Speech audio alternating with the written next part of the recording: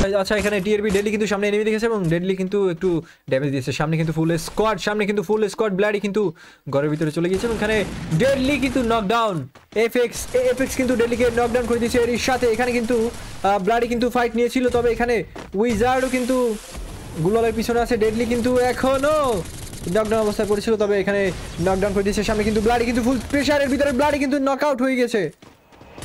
ব্লাডিকে knockout করে emote দেখাচ্ছে, ব্লাডিকে কিন্তু ইমোট দেখাচ্ছে।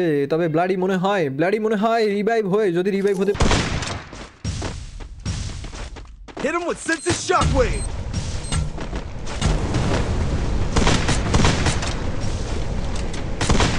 আর এখানে মোহিত মনে হয় সামনে এনিমি দেখেছে। মোহিত কিন্তু সামনে ফাইট নেওয়ার চেষ্টা করেছিল, তবে ফাইট নিতে পারেনি। মিরাকেল 3টে কিল করেছে। ঈশিতা 3টে কিলের সাথে কিন্তু সামনে এগিয়ে যাচ্ছে।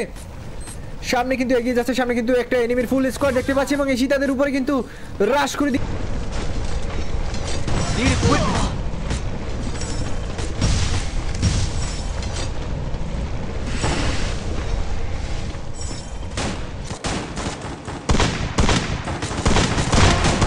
হয়ে গিয়েছে এবং ঈশিতার এলশিপের সামনে কিন্তু এলশিপে কিন্তু এনিমি আছে এবং এলশিপের পিছনেও কিন্তু এনিমি আছে।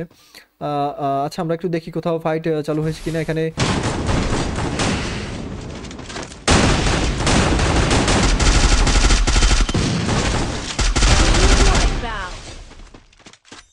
কেউ আচ্ছা এখানে মিরাকেলের সাথে ফাইট হচ্ছে। মিরাকেল কিন্তু 3টে কিলের সাথে শুধুমাত্র 20 এইচপি নিয়ে কিন্তু ফাইট চালিয়ে যাচ্ছে এবং এরই সাথে ঈশিতার স্কোয়াড কিন্তু এলিমিনেট হয়ে গেছে। সবাই ঈশিতার স্কোয়াড কিন্তু সবাই এলিমিনেট হয়ে গেছে এবং এখানে তারা কিন্তু মানে ইমোট দেখাচ্ছিল এইমাত্র।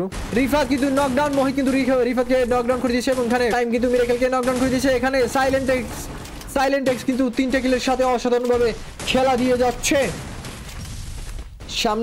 সামনে কিন্তু মাহিনের স্কোয়াডে শুধুমাত্র ফাহিম একাই অ্যালাইভ আছে। ফাহিম একা অ্যালাইভ আছে এবং একা অ্যালাইভ ছিল। এলিমিনেট হয়ে গিয়েছে। এফএক্স এলিমিনেট করে ভুইয়া করে ফেলেছে এফএক্স স্কোয়াড।